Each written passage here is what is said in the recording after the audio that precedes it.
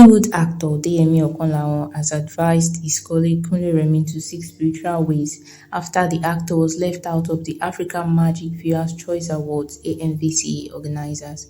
Advising the anikulapo star in a post on his Instagram page, Okanlawon urged Remi not to give up and further encouraged him to seek spiritual means.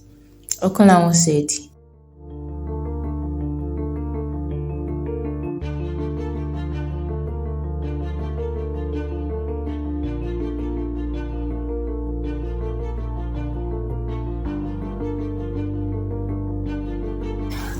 Nigerian singer Simi celebrates her birthday on Wednesday, sharing gorgeous photos of herself.